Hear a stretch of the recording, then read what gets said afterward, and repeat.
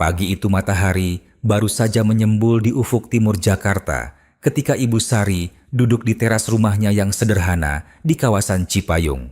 Secangkir kopi hangat mengepul di tangannya yang sedikit berkerut, tanda usia yang mulai mendekati 50 tahun. Matanya menatap kosong ke arah jalanan yang mulai ramai dengan aktivitas pagi, tapi pikirannya melayang jauh mengingat peristiwa 2 tahun yang lalu. Suara burung pipit berkicau di pohon mangga depan rumah seakan mengingatkannya pada masa-masa indah ketika putrinya, Ayu, masih kecil. Waktu itu, semua terasa begitu sederhana. Meski hidup pas-pasan sebagai penjual nasi uduk di pasar tradisional, Ibu Sari selalu merasa bahagia. Suaminya, Pak Budi, bekerja sebagai supir angkot. Penghasilan mereka memang tidak besar, tapi cukup untuk membesarkan Ayu dengan penuh kasih sayang. Ibu Sari mengusap wajahnya yang lelah. 2 tahun. Sudah 2 tahun sejak kejadian yang mengubah hidupnya sepenuhnya. Kejadian yang dimulai dari sebuah permintaan sederhana yang terdengar begitu wajar dari seorang anak kepada ibunya. Flashback ke 2 tahun yang lalu. Ayu datang berkunjung pada suatu sore. Wajahnya berseri-seri. Gadis berusia 28 tahun itu terlihat sangat bersemangat, berbeda dari biasanya. Dia baru saja menikah setahun sebelumnya dengan Doni, seorang pegawai swasta di sebuah perusahaan distribusi. Mereka tinggal di rumah kontrakan kecil di daerah Depok. "Bu, Ayu ada kabar gembira nih," seru Ayu sambil memeluk ibunya. Ibu Sari tersenyum, mengelus rambut putrinya yang panjang. "Kabar apa sayang? Kamu hamil?" "Bukan Bu, lebih dari itu." Ayu menarik tangan ibunya untuk duduk di ruang tamu. Matanya berbinar penuh harapan. "Bu, Ayu dan Mas Doni sudah nemu rumah impian kami. Rumahnya bagus Bu, 2 kamar, ada carportnya, lingkungannya nyaman. Dekat dengan sekolah bagus juga buat anak kami nanti." Ibu Sari mengangguk, ikut senang melihat kebahagiaan anaknya. "Alhamdulillah nak, tapi rumah itu mahal kan? Kalian sudah punya uang?" Wajah Ayu sedikit berubah, ada keraguan di matanya. "Itu dia Bu, kami sudah kumpulin uang mati-matian selama ini. DP-nya sudah cukup, tapi ada masalahnya." "Masalah apa?" Ayu menggenggam tangan ibunya lebih erat. "Untuk KPR-nya, bank minta ada penjamin. Mas Doni belum bisa jadi peminjam utama karena masa kerjanya di perusahaan baru 2 tahun. Slip gajinya juga belum cukup tinggi buat pengajuan sendirian." Ibu Sari mulai mengerti kemana arah pembicaraan ini. Dadanya terasa sesak antara ingin membantu tapi juga khawatir. "Jadi, Ayu mau minta tolong ibu apa nak?" Ayu menunduk sebentar, lalu menatap mata ibunya dengan penuh pengharapan. "Ibu bisa bantu tanda tangan KPR sebagai penjamin?" "Enggak." "Ayu janji Bu, Ayu yang akan bayar semua cicilannya. Ibu enggak perlu khawatir sama sekali.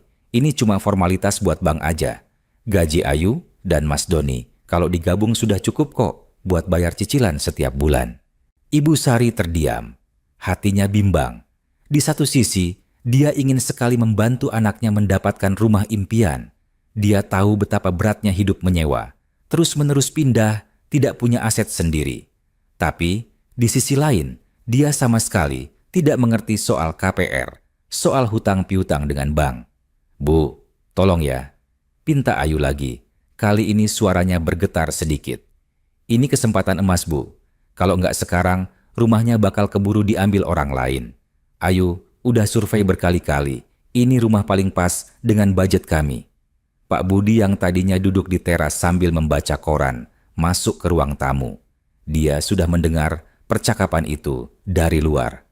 "Ayu, ini keputusan besar nak," kata Pak Budi dengan suara tegas, tapi penuh kasih sayang. "Ibu dan Bapak pengen bantu, tapi kita juga harus realistis. Apa kamu yakin bisa bayar cicilannya? Berapa cicilan per bulannya?" 3.500.000 Pak. Gaji Ayu 3 juta, gaji Mas Doni 4 juta. Total 7 juta. "Cukup banget buat bayar cicilan sama biaya hidup," jawab Ayu cepat, seakan sudah menghitung semuanya berkali-kali. "Tapi kalau ada apa-apa? Kalau salah satu dari kalian kehilangan pekerjaan atau ada kebutuhan mendesak?" tanya Pak Budi lagi. "Nggak akan Pak, Ayu janji. Kami sudah hitung matang-matang. Lagi pula, kami masih muda, masih kuat kerja. Ayu bahkan sudah rencana ambil kerja sampingan kalau perlu buat jaga-jaga. Ibu Sari menatap suaminya. Mereka saling bertukar pandang, berkomunikasi tanpa kata, seperti yang biasa dilakukan pasangan yang sudah puluhan tahun bersama. Akhirnya, Ibu Sari menghela napas panjang. Baiklah nak, ibu akan bantu. Tapi Ayu harus janji ya, benar-benar bayar cicilannya tepat waktu. Ibu nggak mau ada masalah. Wajah Ayu langsung berbinar. Dia memeluk ibunya erat-erat. Terima kasih Bu, Ayu janji. Ayu nggak akan mengecewakan ibu dan bapak. Ini tanda tangan aja kok Bu. Formalitas. Ayu yang handle semuanya. Seminggu kemudian, Ibu Sari mengikuti Ayu ke kantor bank. Di sana, mereka bertemu dengan seorang petugas bank bernama Mbak Rina yang menjelaskan prosesnya. Meja kerjanya rapi, penuh dengan dokumen-dokumen dan komputer yang menyala menampilkan form pengajuan kredit. Ibu Sari akan menjadi penjamin untuk KPR ini. Jelas Mbak Rina sambil merapikan dokumen-dokumen. Artinya, kalau terjadi sesuatu dan peminjam utama, dalam hal ini Ayu dan Doni tidak bisa membayar cicilan, maka Ibu Sari yang akan bertanggung jawab. Ibu Sari menelan ludah. Penjelasan itu membuatnya sedikit cemas, tapi dia melihat wajah Ayu yang penuh harap di sampingnya. Tapi Ayu bilang ini cuma formalitas saja Mbak. Tanya Ibu Sari, ragu-ragu. Mbak Rina tersenyum profesional. Betul Bu, selama pembayaran lancar, tidak ada masalah. Ini hanya jaminan untuk bank saja. Ayu mengangguk cepat. Iya Bu, percaya sama Ayu. Ayu yang bayar semua. Dengan tangan yang sedikit gemetar, Ibu Sari menandatangani tumpukan dokumen yang disodorkan. Dia tidak mengerti semua istilah hukum yang tertulis di sana. Yang dia mengerti hanya satu. Dia ingin membantu anaknya. Selamat ya, Bu Sari, Mbak Ayu. KPR-nya disetujui. Rumahnya bisa langsung diproses akad jual belinya minggu depan, ucap Mbak Rina sambil mengulurkan tangan. Ayu sangat bahagia. Dia terus berterima kasih pada ibunya di sepanjang jalan pulang. Bu, terima kasih banyak ya. Ibu nggak akan nyesel. Ayu janji akan bayar semua tepat waktu. Bahkan Ayu akan usahakan bayar lebih cepat supaya cepat lunas. Ibu Sari tersenyum, mengelus pipi anaknya. Ibu percaya sama kamu nak. Tapi ingat, jangan sampai maksain diri. Yang penting, bayar tepat waktu. Jaga kesehatan juga. Bulan-bulan pertama berjalan lancar. Ayu rajin memberikan kabar tentang rumahnya. Dia mengirim foto-foto ketika mereka pindah, menata rumah baru mereka. Setiap kali berkunjung, Ayu selalu cerita betapa bahagianya dia punya rumah sendiri. Dia bahkan sudah mulai berkebun kecil-kecilan di halaman. Bu, ini rumah impian Ayu banget. Setiap pagi bangun tidur, Ayu masih nggak percaya ini rumah kami. Terima kasih banyak ya Bu, udah mau bantu. Ucap Ayu suatu hari ketika mengunjungi orang tuanya. Ibu Sari ikut bahagia melihat kebahagiaan anaknya. Semua kekhawatirannya perlahan memudar. Ayu terlihat rajin bekerja. Doni juga kelihatan bertanggung jawab.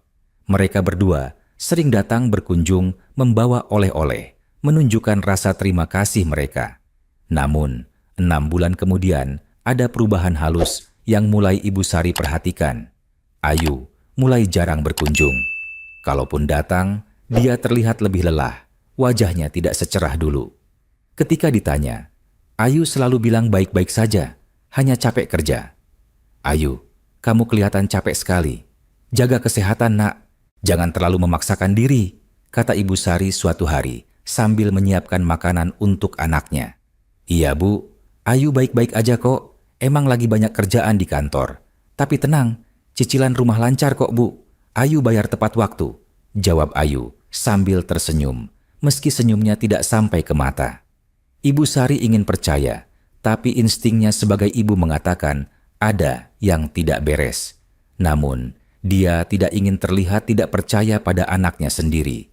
Jadi, dia hanya berdoa, semoga semuanya baik-baik saja. Setahun berlalu sejak penandatanganan KPR itu. Di suatu sore yang panas, ketika Ibu Sari sedang beres-beres di dapur, ponselnya berdering. Nomor tidak dikenal. Biasanya dia tidak akan angkat, tapi entah kenapa, kali ini dia mengangkatnya. "Halo, dengan Ibu Sari?" Suara laki-laki di seberang terdengar formal dan dingin. "Ya, benar. Dengan siapa ini?" "Saya dari Bank Mandiri Syariah, Bu, mengenai cicilan KPR atas nama Ayu Lestari, dengan Ibu sebagai penjamin." "Kami mau konfirmasi, cicilan bulan ini belum kami terima, Bu." Jantung Ibu Sari berdebar. "Maaf, Pak, pasti ada kesalahan. Ayu selalu bayar tepat waktu." "Kami sudah cek sistem, Bu. Pembayaran bulan ini terlambat 5 hari. Tolong segera dilunasi untuk menghindari denda keterlambatan." "Baik, Pak. Saya akan hubungi anak saya. Terima kasih informasinya." Tangan Ibu Sari gemetar ketika menekan nomor Ayu. Teleponnya berdering lama sebelum akhirnya diangkat. "Halo, Bu." Suara Ayu terdengar lelah. "Ayu, Ibu baru dapat telepon dari bank.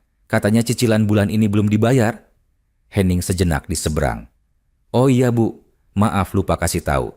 Kemarin Ayu telat bayar karena ada keperluan mendadak. Tapi tenang, Bu. Besok Ayu langsung bayar kok. Nggak masalah." "Ayu, kenapa bisa telat? Kan sudah dijadwalin pembayarannya." "Iya, Bu. Cuman bentaran aja kok. Ayu lagi urus sesuatu. Ntar Ayu langsung urus. Maaf ya, Bu. Nggak kasih tahu dulu." Ibu Sari tidak puas dengan jawaban itu, tapi dia mencoba tidak panik. Mungkin memang ada keperluan mendadak. Namanya juga hidup, pasti ada hal-hal yang tidak terduga. Tapi kekhawatirannya tidak berhenti di situ. 2 bulan kemudian, telepon dari bank datang lagi. Kali ini, nada bicaranya lebih tegas. "Ibu Sari, cicilan sudah menunggak 2 bulan. Ini sudah masuk kategori serius. Mohon segera dilunasi, atau kami akan lakukan tindakan sesuai prosedur." Kali ini, Ibu Sari langsung panik. Dia mencoba menghubungi Ayu berkali-kali, tapi ponsel anaknya tidak aktif. Dia mencoba menghubungi Doni, tapi nasibnya sama. Mereka seperti menghilang. Dengan hati berdebar, Ibu Sari mengajak Pak Budi pergi ke rumah Ayu. Sepanjang perjalanan naik angkot, pikirannya kalut. Berbagai skenario buruk berkecamuk di kepalanya. Ketika sampai di rumah Ayu, mereka menemukan pintu terkunci. Ibu Sari mengetuk pintu berkali-kali sambil memanggil nama anaknya, tapi tidak ada jawaban. Tetangga sebelah keluar dan memberitahu bahwa Ayu dan Doni sudah jarang terlihat di rumah belakangan ini. "Sudah hampir sebulan ini saya jarang lihat mereka, Bu," kata tetangga itu, seorang ibu-ibu paruh baya yang ramah. "Kalaupun ada, mereka pulang malam sekali dan pergi pagi-pagi buta. Kayaknya ada masalah apa gitu." Ibu Sari merasa kakinya lemas. Pak Budi menopangnya. "Udah, Bu, kita pulang dulu. Nanti kita coba hubungi lagi," kata Pak Budi sambil menggandeng istrinya. Malam itu, Ibu Sari tidak bisa tidur. Dia terus mencoba menghubungi Ayu, tapi tidak ada hasil. Besok paginya, akhirnya Ayu menelepon balik. "Bu, maaf baru bisa telepon. Ponsel Ayu rusak kemarin." "Ayu, kenapa cicilan rumah tidak dibayar? Bank sudah telepon Ibu berkali-kali. Sudah 2 bulan menunggak, Nak." Di seberang telepon, Ibu Sari bisa mendengar Ayu terisak. "Maaf, Bu. Ayu lagi ada masalah. Mas Doni kena PHK 3 bulan lalu. Kami lagi susah, Bu." Ibu Sari merasa dunia berputar. Kenapa baru bilang sekarang? Kenapa nggak minta bantuan dari awal? Ayu malu, Bu. Ayu kan sudah janji bisa bayar sendiri. Ayu nggak mau mengecewakan ibu dan bapak. Ayu pikir Ayu bisa handle sendiri. Ayu sudah cari kerja sampingan, tapi gajinya belum cukup buat bayar cicilan sama biaya hidup. Lalu sekarang gimana Ayu? Tunggakannya sudah 2 bulan. Bank bisa ambil alih rumahnya. Dan yang paling penting, penjaminnya kan atas nama ibu. Ayu tahu, Bu. Ayu minta maaf.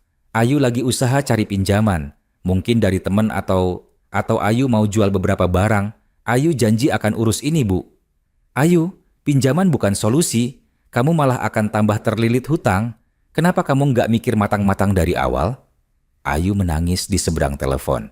Ayu minta maaf, Bu. Ayu nggak nyangka akan kayak gini. Tolong percaya Ayu, Bu. Ayu akan usahain buat bayar. Telepon terputus. Ibu Sari terduduk lemas di kursi ruang tamu. Air matanya mengalir. Pak Budi memeluk istrinya, mencoba menghibur, meski dia sendiri tidak tahu harus berbuat apa. Gimana ini, Pak? Kalau rumahnya disita bank, kita yang akan kena masalahnya. Kita yang tanda tangan sebagai penjamin, kata Ibu Sari di sela-sela tangisnya. Sabar, Bu. Kita coba cari solusi. Mungkin kita bisa bicara langsung ke bank, minta keringanan atau jadwal ulang pembayaran. Tapi uang kita dari mana, Pak? Kita kan cuma hidup pas-pasan. Penghasilan kita buat hidup sehari-hari aja pas-pasan. Malam itu terasa sangat panjang bagi Ibu Sari. Dia tidak bisa berhenti memikirkan bagaimana caranya menyelesaikan masalah ini. Di satu sisi, dia marah pada Ayu yang tidak jujur dan tidak bertanggung jawab. Di sisi lain, dia juga menyalahkan dirinya sendiri yang terlalu cepat menandatangani dokumen tanpa benar-benar memahami risikonya. Esok harinya, Ibu Sari dan Pak Budi pergi ke bank untuk berbicara langsung dengan pihak bank. Mereka diterima oleh seorang petugas customer service yang berbeda dari Mbak Rina yang dulu melayani mereka. Bu Sari, saat ini tunggakan sudah mencapai 2 bulan. Sesuai kebijakan kami, jika sampai 3 bulan tidak ada pembayaran atau komunikasi yang jelas, kami akan mulai proses eksekusi agunan. Jelas, petugas itu dengan nada profesional namun tegas. Pak, kami mau minta keringanan. Anak saya sedang ada masalah keuangan karena suaminya kehilangan pekerjaan. Kami berjanji akan bayar, tapi mohon diberi waktu, pinta Ibu Sari dengan suara bergetar. Kami memahami situasi Ibu, tapi ini sudah menjadi prosedur bank.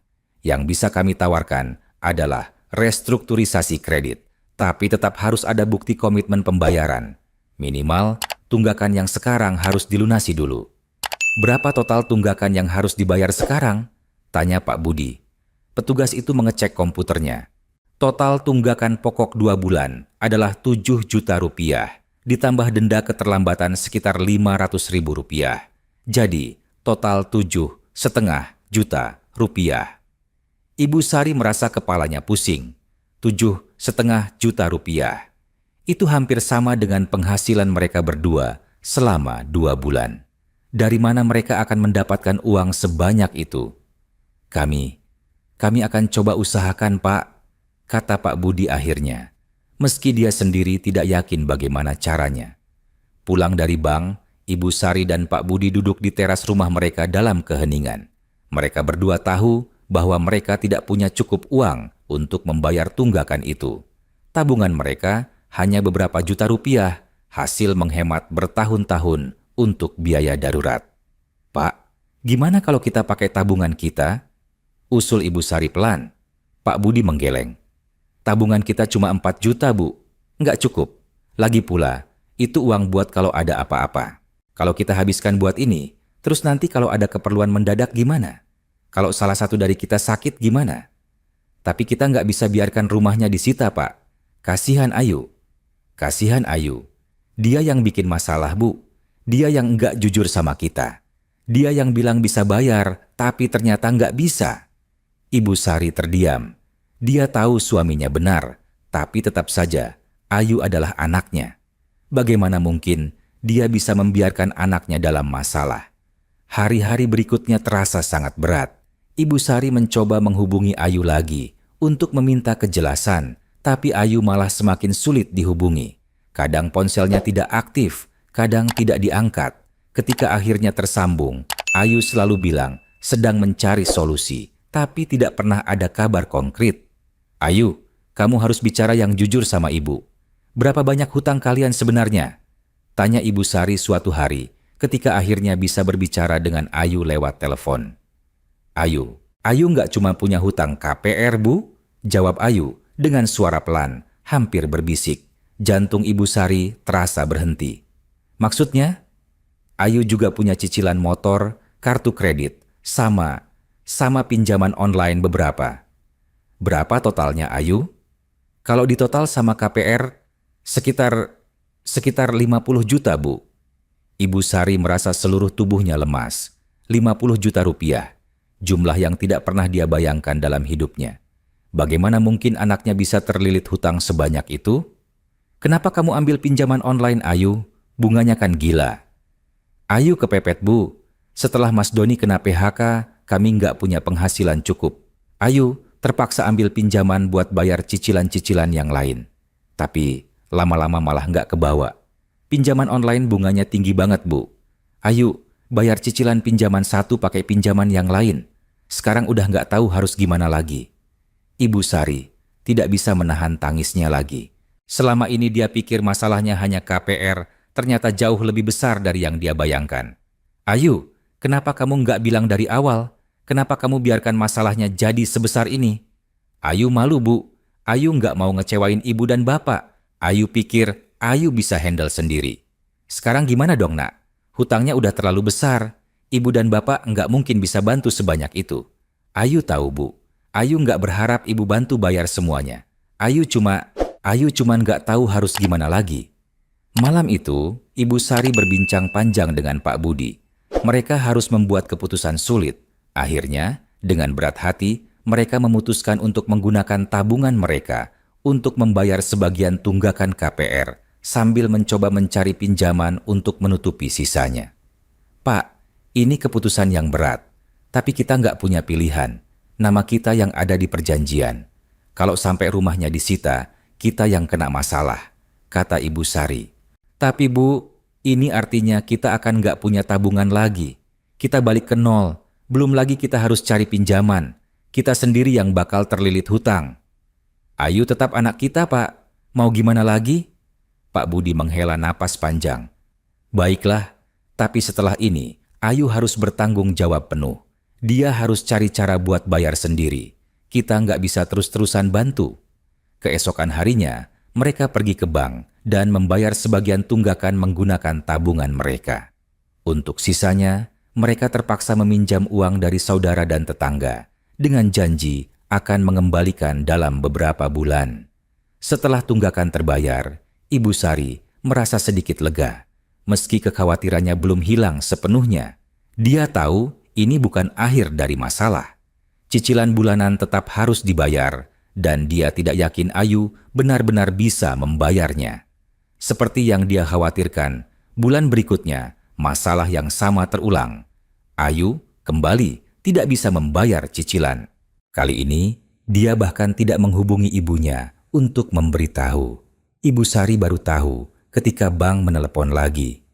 Bu Sari, ini sudah bulan ketiga, cicilan tidak dibayar.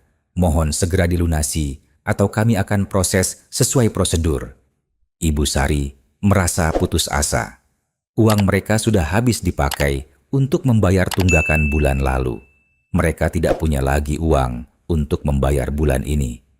Pak, tolong beri kami waktu. Kami akan coba bicara dengan anak kami, pinta Ibu Sari dengan suara gemetar. Kami sudah beri waktu berkali-kali, Bu. Kalau bulan ini tidak ada pembayaran, kami akan mulai proses lelang agunan. Telepon terputus. Ibu Sari terduduk lemas. Pak Budi yang mendengar percakapan itu meremas tangannya dengan frustasi. Udah, Bu, kita nggak bisa terus-terusan kayak gini. Kita harus biarin Ayu tanggung jawab sendiri.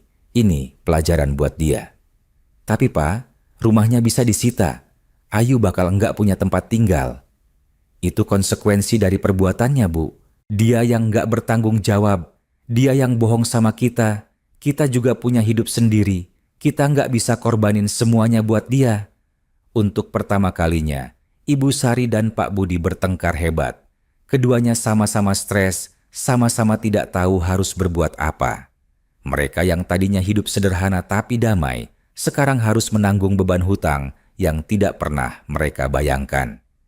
Beberapa hari kemudian, ketika Ibu Sari sedang menjual nasi uduk di pasar seperti biasa, seorang laki-laki asing menghampirinya. Dia berpakaian rapi, membawa tas selempang, dan wajahnya serius. Permisi, dengan Ibu Sari? Ya, saya. Ada yang bisa saya bantu? Saya dari pihak bank, Bu, mengenai tunggakan KPR atas nama Ayu Lestari. Ini sudah bulan keempat tidak ada pembayaran. Saya datang untuk konfirmasi alamat dan kondisi agunan. Ibu Sari merasa kakinya lemas. Pembeli yang sedang mengantri di lapaknya ikut terdiam. penasaran dengan percakapan itu. "Pak, saya akan usahakan bayar. Tolong jangan ambil rumahnya." "Maaf Bu, ini sudah menjadi prosedur. Kalau dalam 2 minggu tidak ada pembayaran penuh, kami akan proses lelang agunan. Ini surat peringatan resminya." Laki-laki itu menyerahkan sebuah amplop coklat tebal, lalu pergi. Ibu Sari membuka amplop itu dengan tangan gemetar. Matanya membaca baris demi baris surat resmi dari bank yang menyatakan akan melakukan eksekusi agunan jika dalam waktu 14 hari tidak ada pelunasan tunggakan. Lapaknya ditinggal pergi oleh pembeli yang tadi mengantri. Mereka tidak enak melihat kondisi Ibu Sari yang seperti hendak pingsan. Ibu Sari tidak bisa melanjutkan berjualan hari itu. Dia menutup lapaknya lebih awal dan pulang ke rumah dengan pikiran kacau. Di rumah, dia menceritakan semuanya pada Pak Budi. Mereka berdua duduk di ruang tamu kecil mereka, menatap surat dari bank itu dengan perasaan hampa. "Kita harus bicara sama Ayu sekarang. Ini sudah keterlaluan," kata Pak Budi dengan suara keras yang jarang dia keluarkan. Mereka langsung pergi ke rumah Ayu tanpa memberitahu sebelumnya. Kali ini, untungnya Ayu ada di rumah. Ketika membuka pintu dan melihat wajah kedua orang tuanya yang penuh kemarahan dan kesedihan, Ayu langsung tahu bahwa masalahnya sudah tidak bisa dihindari lagi. "Ayu, kamu harus tanggung jawab," seru Pak Budi begitu masuk ke dalam rumah. Suaranya menggelegar, membuat Doni yang ada di dalam keluar dari kamar. "Bapak, Ibu, maafin Ayu," ucap Ayu sambil menangis. Maaf nggak cukup Ayu. Bang sudah mau lelang rumah ini. Kamu tahu apa artinya itu? Nama ibu kamu yang ada di perjanjian. Kalau rumah ini dilelang, ibu kamu yang kena. Reputasinya hancur. Mungkin malah harus bayar kekurangan kalau hasil lelang nggak cukup." Doni ikut keluar, wajahnya pucat. "Bapak, Ibu, saya minta maaf. Ini juga kesalahan saya. Saya yang nggak bisa jaga kerjaan. Saya yang nggak bisa cukupi keluarga. Sekarang bukan waktunya saling menyalahkan," potong Ibu Sari dengan suara lelah. "Yang penting sekarang, apa kalian punya solusi? Ada uang nggak buat bayar tunggakan?" Ayu dan Doni saling berpandangan. Keheningan yang tercipta sudah menjawab pertanyaan itu. "Nggak ada ya?" tanya Ibu Sari lagi, meski dia sudah tahu jawabannya. Ayu sudah coba pinjam kemana-mana Bu, tapi nggak ada yang mau pinjamin. Hutang kami sudah terlalu banyak." "Terus gimana dong sekarang?" Pak Budi bertanya dengan nada putus asa. Tidak ada yang menjawab. Ruang tamu rumah mungil itu dipenuhi keheningan yang menyakitkan. Pagi itu matahari baru saja menyembul di ufuk timur Jakarta ketika Ibu Sari duduk di teras rumahnya yang sederhana di kawasan Cipayung. Secangkir kopi hangat mengepul di tangannya yang sedikit berkerut, tanda usia yang mulai mendekati 50 tahun. Matanya menatap kosong ke arah jalanan yang mulai ramai dengan aktivitas pagi, tapi pikirannya melayang jauh mengingat peristiwa 2 tahun yang lalu. Suara burung pipit berkicau di pohon mangga depan rumah seakan mengingatkannya pada masa-masa indah ketika putrinya, Ayu, masih kecil. Waktu itu, semua terasa begitu sederhana. Meski hidup pas-pasan sebagai penjual nasi uduk di pasar tradisional, Ibu Sari selalu merasa bahagia. Suaminya, Pak Budi, bekerja sebagai supir angkot. Penghasilan mereka memang tidak besar, tapi cukup untuk membesarkan Ayu dengan penuh kasih sayang. Ibu Sari mengusap wajahnya yang lelah. 2 tahun. Sudah 2 tahun sejak kejadian yang mengubah hidupnya sepenuhnya. Kejadian yang dimulai dari sebuah permintaan sederhana yang terdengar begitu wajar dari seorang anak kepada ibunya. Flashback ke 2 tahun yang lalu. Ayu datang berkunjung pada suatu sore, wajahnya berseri-seri. Gadis berusia 28 tahun itu terlihat sangat bersemangat, berbeda dari biasanya. Dia baru saja menikah setahun sebelumnya dengan Doni, seorang pegawai swasta di sebuah perusahaan distribusi. Mereka tinggal di rumah kontrakan kecil di daerah Depok. "Bu, Ayu ada kabar gembira nih," seru Ayu sambil memeluk ibunya. Ibu Sari tersenyum, mengelus rambut putrinya yang panjang. "Kabar apa sayang? Kamu hamil?" Bukan Bu, lebih dari itu. Ayu menarik tangan ibunya untuk duduk di ruang tamu. Matanya berbinar penuh harapan. Bu, Ayu dan Mas Doni sudah nemu rumah impian kami. Rumahnya bagus Bu, 2 kamar, ada carportnya, lingkungannya nyaman. Dekat dengan sekolah bagus juga buat anak kami nanti. Ibu Sari mengangguk, ikut senang melihat kebahagiaan anaknya. Alhamdulillah nak, tapi rumah itu mahal kan? Kalian sudah punya uang. Wajah Ayu sedikit berubah, ada keraguan di matanya. Itu dia Bu, kami sudah kumpulin uang mati-matian selama ini. DP-nya sudah cukup, tapi ada masalahnya. Masalah apa? Ayu menggenggam tangan ibunya lebih erat. Untuk KPR-nya, bank minta ada penjamin. Mas Doni belum bisa jadi peminjam utama karena masa kerjanya di perusahaan baru 2 tahun.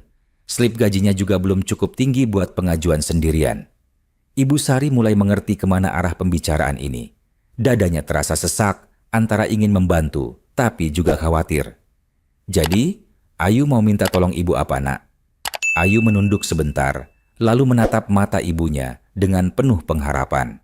Ibu bisa bantu tanda tangan KPR sebagai penjamin? Enggak. Ayu janji Bu, Ayu yang akan bayar semua cicilannya. Ibu enggak perlu khawatir sama sekali. Ini cuma formalitas buat bank aja. Gaji Ayu dan Mas Doni kalau digabung sudah cukup kok buat bayar cicilan setiap bulan. Ibu Sari terdiam. Hatinya bimbang. Di satu sisi, dia ingin sekali membantu anaknya mendapatkan rumah impian. Dia tahu betapa beratnya hidup menyewa, terus-menerus pindah, tidak punya aset sendiri. Tapi, di sisi lain, dia sama sekali tidak mengerti soal KPR, soal hutang piutang dengan bank. Bu, tolong ya, pinta Ayu lagi. Kali ini suaranya bergetar sedikit. Ini kesempatan emas Bu. Kalau nggak sekarang, rumahnya bakal keburu diambil orang lain. Ayu, udah survei berkali-kali. Ini rumah paling pas dengan budget kami. Pak Budi yang tadinya duduk di teras sambil membaca koran, masuk ke ruang tamu. Dia sudah mendengar percakapan itu dari luar. Ayu, ini keputusan besar nak, kata Pak Budi dengan suara tegas tapi penuh kasih sayang. Ibu dan bapak pengen bantu, tapi kita juga harus realistis. Apa kamu yakin bisa bayar cicilannya? Berapa cicilan per bulannya? 3.500.000 Pak. Gaji Ayu 3 juta. Gaji Mas Doni 4 juta. Total 7 juta. Cukup banget buat bayar cicilan sama biaya hidup, jawab Ayu cepat. Seakan sudah menghitung semuanya berkali-kali. Tapi kalau ada apa-apa, kalau salah satu dari kalian kehilangan pekerjaan atau ada kebutuhan mendesak, tanya Pak Budi lagi. Nggak akan Pak. Ayu janji, kami sudah hitung matang-matang. Lagi pula, kami masih muda, masih kuat kerja. Ayu bahkan sudah rencana ambil kerja sampingan kalau perlu buat jaga-jaga. Ibu Sari menatap suaminya. Mereka saling bertukar pandang, berkomunikasi tanpa kata, seperti yang biasa dilakukan pasangan yang sudah puluhan tahun bersama. Akhirnya, Ibu Sari menghela napas panjang. Baiklah nak, ibu akan bantu. Tapi Ayu harus janji ya, benar-benar bayar cicilannya tepat waktu. Ibu nggak mau ada masalah. Wajah Ayu langsung berbinar. Dia memeluk ibunya erat-erat. Terima kasih Bu, Ayu janji. Ayu nggak akan mengecewakan ibu dan bapak. Ini tanda tangan aja kok Bu. Formalitas, Ayu yang handle semuanya. Seminggu kemudian, Ibu Sari mengikuti Ayu ke kantor bank. Di sana, mereka bertemu dengan seorang petugas bank bernama Mbak Rina yang menjelaskan prosesnya. Meja kerjanya rapi, penuh dengan dokumen-dokumen dan komputer yang menyala menampilkan form pengajuan kredit. Ibu Sari akan menjadi penjamin untuk KPR ini, jelas Mbak Rina sambil merapikan dokumen-dokumen. Artinya, kalau terjadi sesuatu dan peminjam utama, dalam hal ini Ayu dan Doni, tidak bisa membayar cicilan, maka Ibu Sari yang akan bertanggung jawab. Ibu Sari menelan ludah. Penjelasan itu membuatnya sedikit cemas, tapi dia melihat wajah Ayu yang penuh harap di sampingnya. Tapi Ayu bilang ini cuma formalitas saja Mbak. Tanya Ibu Sari, ragu-ragu. Mbak Rina tersenyum profesional. Betul Bu, selama pembayaran lancar, tidak ada masalah. Ini hanya jaminan untuk bank saja. Ayu mengangguk cepat. Iya Bu, percaya sama Ayu. Ayu yang bayar semua. Dengan tangan yang sedikit gemetar, Ibu Sari menandatangani tumpukan dokumen yang disodorkan. Dia tidak mengerti semua istilah hukum yang tertulis di sana. Yang dia mengerti hanya satu. Dia ingin membantu anaknya. Selamat ya, Bu Sari, Mbak Ayu. KPR-nya disetujui. Rumahnya bisa langsung diproses akad jual belinya minggu depan, ucap Mbak Rina sambil mengulurkan tangan. Ayu sangat bahagia. Dia terus berterima kasih pada ibunya di sepanjang jalan pulang.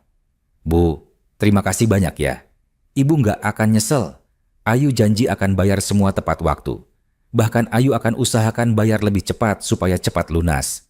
Ibu Sari tersenyum, mengelus pipi anaknya. Ibu percaya sama kamu, Nak. Tapi ingat, jangan sampai maksain diri. Yang penting, bayar tepat waktu. Jaga kesehatan juga. Bulan-bulan pertama berjalan lancar. Ayu rajin memberikan kabar tentang rumahnya.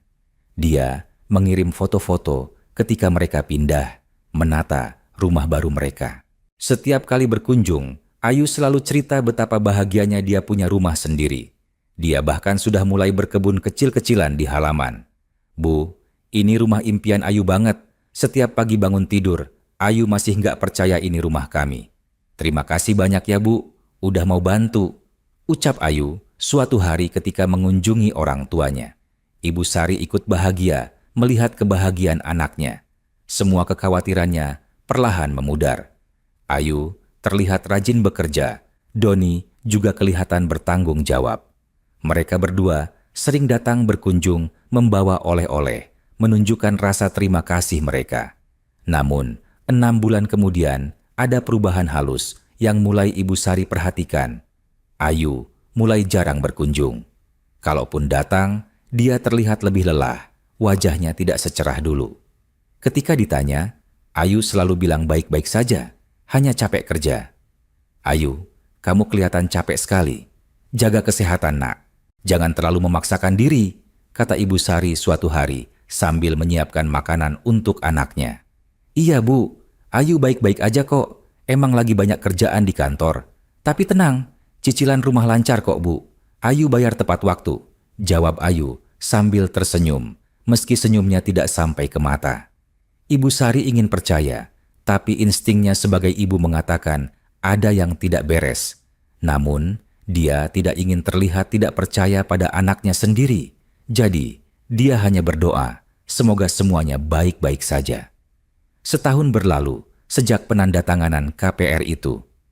Di suatu sore yang panas, ketika Ibu Sari sedang beres-beres di dapur, ponselnya berdering. Nomor tidak dikenal. Biasanya dia tidak akan angkat, tapi entah kenapa, kali ini dia mengangkatnya. Halo, dengan Ibu Sari? Suara laki-laki di seberang terdengar formal dan dingin. Ya, benar. Dengan siapa ini? Saya dari Bank Mandiri Syariah, Bu. Mengenai cicilan KPR atas nama Ayu Lestari dengan Ibu sebagai penjamin. Kami mau konfirmasi, cicilan bulan ini belum kami terima, Bu. Jantung Ibu Sari berdebar. Maaf, Pak. Pasti ada kesalahan. Ayu, selalu bayar tepat waktu. Kami sudah cek sistem, Bu. Pembayaran bulan ini terlambat 5 hari. Tolong segera dilunasi untuk menghindari denda keterlambatan. Baik, Pak. Saya akan hubungi anak saya. Terima kasih informasinya. Tangan Ibu Sari gemetar ketika menekan nomor Ayu. Teleponnya berdering lama sebelum akhirnya diangkat. Halo Bu, suara Ayu terdengar lelah. Ayu, Ibu baru dapat telepon dari bank. Katanya cicilan bulan ini belum dibayar. Hening sejenak di seberang. Oh iya Bu, maaf lupa kasih tahu. Kemarin Ayu telat bayar karena ada keperluan mendadak. Tapi tenang Bu, besok Ayu langsung bayar kok. Nggak masalah. Ayu, kenapa bisa telat? Kan sudah dijadwalin pembayarannya. Iya Bu, cuman bentaran aja kok. Ayu lagi urus sesuatu. Ntar Ayu langsung urus. Maaf ya Bu, nggak kasih tahu dulu. Ibu Sari tidak puas dengan jawaban itu, tapi dia mencoba tidak panik. Mungkin memang ada keperluan mendadak. Namanya juga hidup, pasti ada hal-hal yang tidak terduga. Tapi kekhawatirannya tidak berhenti di situ. 2 bulan kemudian, telepon dari bank datang lagi. Kali ini, nada bicaranya lebih tegas. Ibu Sari, cicilan sudah menunggak 2 bulan. Ini sudah masuk kategori serius. Mohon segera dilunasi, atau kami akan lakukan tindakan sesuai prosedur. Kali ini, Ibu Sari langsung panik. Dia mencoba menghubungi Ayu berkali-kali, tapi ponsel anaknya tidak aktif. Dia mencoba menghubungi Doni, tapi nasibnya sama. Mereka seperti menghilang. Dengan hati berdebar, Ibu Sari mengajak Pak Budi pergi ke rumah Ayu. Sepanjang perjalanan naik angkot, pikirannya kalut. Berbagai skenario buruk berkecamuk di kepalanya. Ketika sampai di rumah Ayu, mereka menemukan pintu terkunci. Ibu Sari mengetuk pintu berkali-kali sambil memanggil nama anaknya, tapi tidak ada jawaban. Tetangga sebelah keluar dan memberitahu bahwa Ayu dan Doni sudah jarang terlihat di rumah belakangan ini. Sudah hampir sebulan ini saya jarang lihat mereka, Bu, kata tetangga itu, seorang ibu-ibu paruh-baya yang ramah. Kalaupun ada, mereka pulang malam sekali dan pergi pagi-pagi buta. Kayaknya ada masalah apa gitu. Ibu Sari merasa kakinya lemas. Pak Budi menopangnya. Udah, Bu, kita pulang dulu. Nanti kita coba hubungi lagi, kata Pak Budi sambil menggandeng istrinya. Malam itu, Ibu Sari tidak bisa tidur. Dia terus mencoba menghubungi Ayu, tapi tidak ada hasil. Besok paginya, akhirnya Ayu menelepon balik. Bu, maaf baru bisa telepon. Ponsel Ayu rusak kemarin. Ayu, kenapa cicilan rumah tidak dibayar? Bank sudah telepon ibu berkali-kali. Sudah 2 bulan menunggak, Nak. Di seberang telepon, Ibu Sari bisa mendengar Ayu terisak. Maaf, Bu. Ayu lagi ada masalah. Mas Doni kena PHK 3 bulan lalu. Kami lagi susah, Bu. Ibu Sari merasa dunia berputar. Kenapa baru bilang sekarang? Kenapa nggak minta bantuan dari awal? Ayu malu, Bu. Ayu kan sudah janji bisa bayar sendiri. Ayu nggak mau mengecewakan ibu dan bapak. Ayu pikir Ayu bisa handle sendiri. Ayu sudah cari kerja sampingan, tapi gajinya belum cukup buat bayar cicilan sama biaya hidup. Lalu sekarang gimana, Ayu? Tunggakannya sudah 2 bulan. Bank bisa ambil alih rumahnya. Dan yang paling penting, penjaminnya kan atas nama ibu. Ayu tahu, Bu. Ayu minta maaf. Ayu lagi usaha cari pinjaman. Mungkin dari teman atau Ayu mau jual beberapa barang. Ayu janji akan urus ini, Bu. Ayu, pinjaman bukan solusi. Kamu malah akan tambah terlilit hutang. Kenapa kamu nggak mikir matang-matang dari awal? Ayu menangis di seberang telepon. Ayu minta maaf, Bu. Ayu nggak nyangka akan kayak gini. Tolong percaya Ayu, Bu. Ayu akan usahain buat bayar. Telepon terputus. Ibu Sari terduduk lemas di kursi ruang tamu. Air matanya mengalir. Pak Budi memeluk istrinya, mencoba menghibur, meski dia sendiri tidak tahu harus berbuat apa. Gimana ini, Pak? Kalau rumahnya disita bank, kita yang akan kena masalahnya. Kita yang tanda tangan sebagai penjamin, kata Ibu Sari di sela-sela tangisnya. Sabar, Bu. Kita coba cari solusi. Mungkin kita bisa bicara langsung ke bank, minta keringanan atau jadwal ulang pembayaran. Tapi uang kita dari mana, Pak? Kita kan cuma hidup pas-pasan. Penghasilan kita buat hidup sehari-hari aja pas-pasan. Malam itu terasa sangat panjang bagi Ibu Sari. Dia tidak bisa berhenti memikirkan bagaimana caranya menyelesaikan masalah ini. Di satu sisi, dia marah pada Ayu yang tidak jujur dan tidak bertanggung jawab. Di sisi lain, dia juga menyalahkan dirinya sendiri yang terlalu cepat menandatangani dokumen tanpa benar-benar memahami risikonya.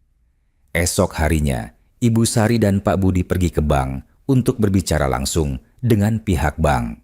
Mereka diterima oleh seorang petugas customer service yang berbeda dari Mbak Rina yang dulu melayani mereka.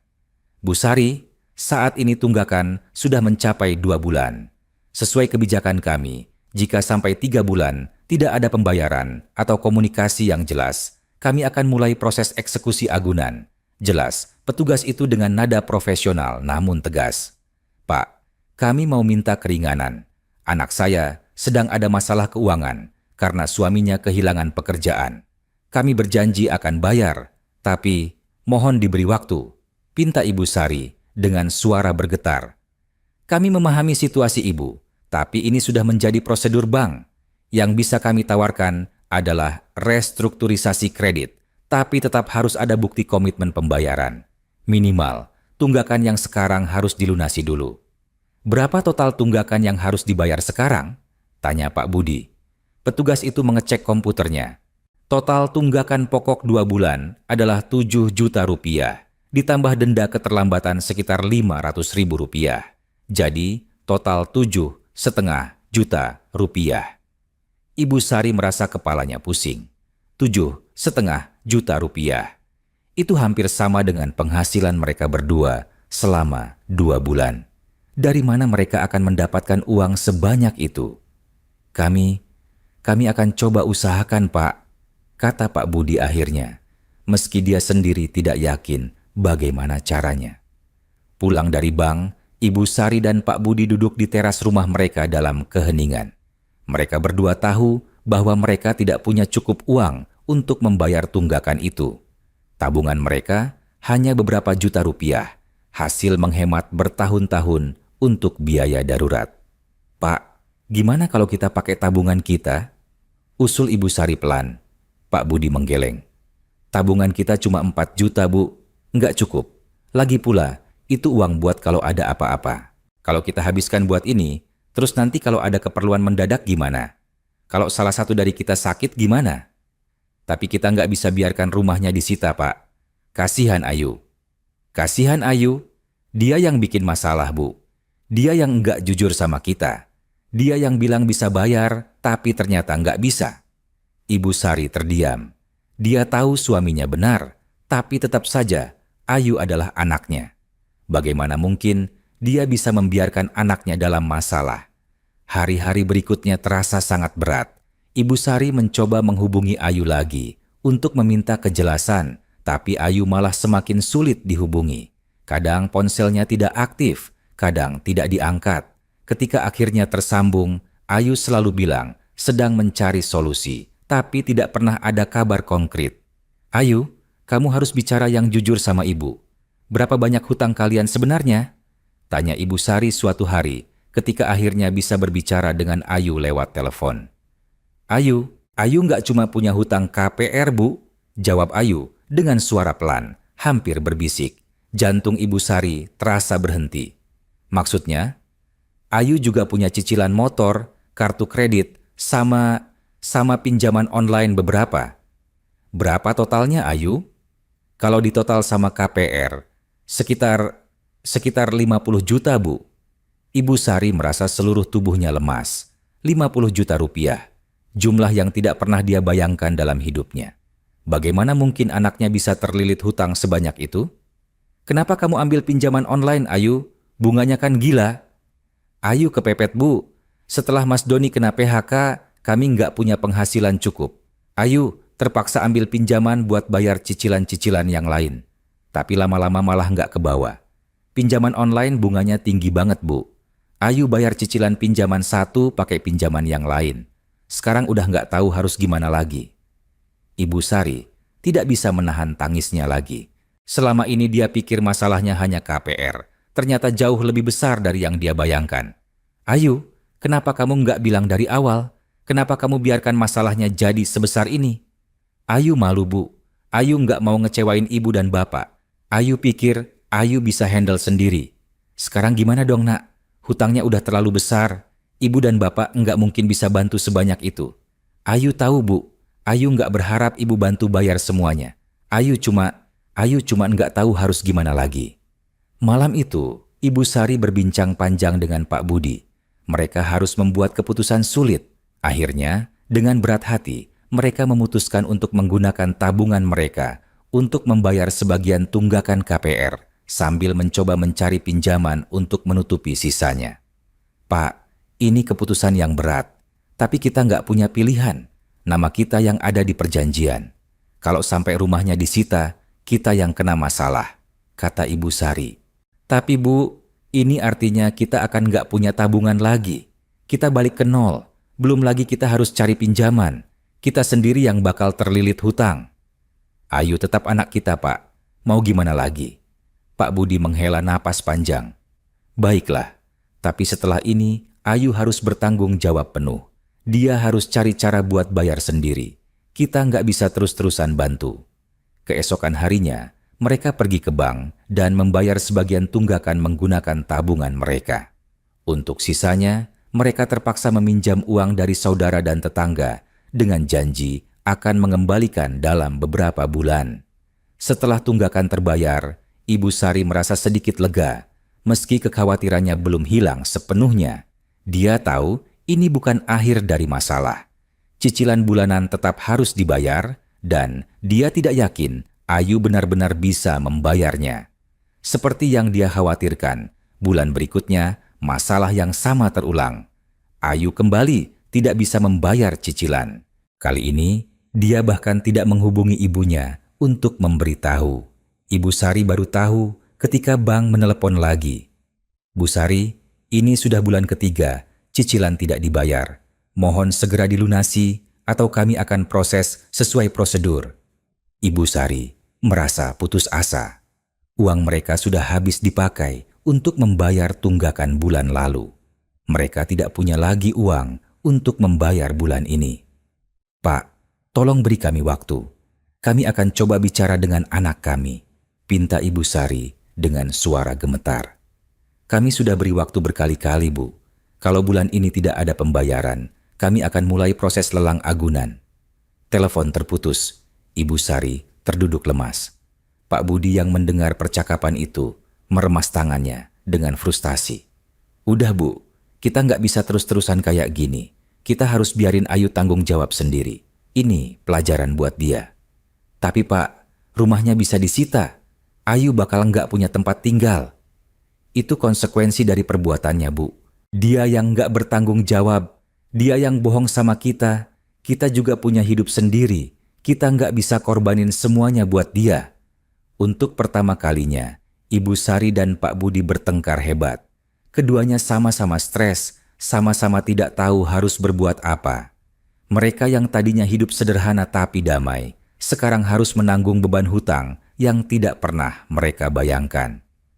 Beberapa hari kemudian, ketika Ibu Sari sedang menjual nasi uduk di pasar seperti biasa, seorang laki-laki asing menghampirinya.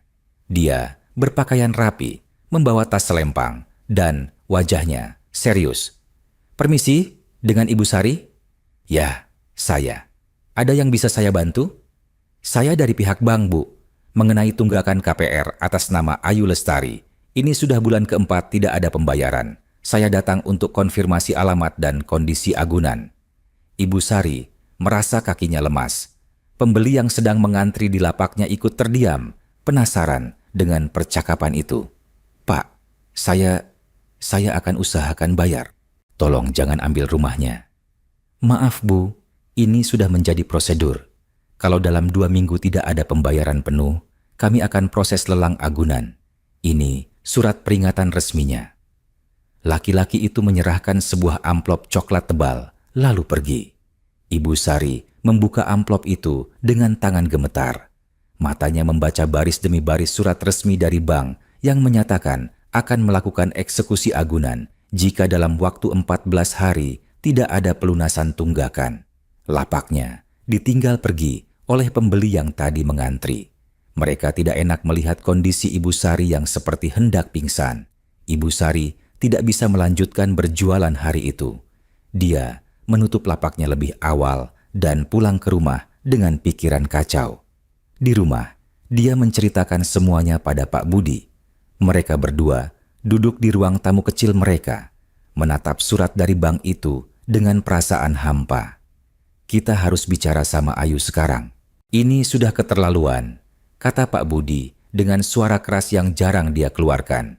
Mereka langsung pergi ke rumah Ayu tanpa memberitahu sebelumnya. Kali ini, untungnya Ayu ada di rumah. Ketika membuka pintu dan melihat wajah kedua orang tuanya yang penuh kemarahan dan kesedihan, Ayu langsung tahu bahwa masalahnya sudah tidak bisa dihindari lagi. Ayu, kamu harus tanggung jawab, seru Pak Budi begitu masuk ke dalam rumah. Suaranya menggelegar, membuat Doni yang ada di dalam keluar dari kamar. Bapak, Ibu, maafin Ayu, ucap Ayu sambil menangis. Maaf enggak cukup Ayu. Bang sudah mau lelang rumah ini. Kamu tahu apa artinya itu? Nama ibu kamu yang ada di perjanjian. Kalau rumah ini dilelang ibu kamu yang kena, reputasinya hancur. Mungkin malah harus bayar kekurangan kalau hasil lelang enggak cukup. Doni ikut keluar, wajahnya pucat. Bapak, Ibu, saya minta maaf. Ini juga kesalahan saya. Saya yang enggak bisa jaga kerjaan. Saya yang enggak bisa cukupi keluarga. Sekarang bukan waktunya saling menyalahkan, potong Ibu Sari dengan suara lelah. Yang penting sekarang, apa kalian punya solusi? Ada uang enggak buat bayar tunggakan? Ayu dan Doni saling berpandangan. Keheningan yang tercipta sudah menjawab pertanyaan itu. Enggak ada ya? Tanya Ibu Sari lagi, meski dia sudah tahu jawabannya. Ayu sudah coba pinjam kemana-mana, Bu. Tapi enggak ada yang mau pinjamin. Hutang kami sudah terlalu banyak. Terus gimana dong sekarang? Pak Budi bertanya dengan nada putus asa. Tidak ada yang menjawab. Ruang tamu rumah mungil itu dipenuhi keheningan yang menyakitkan.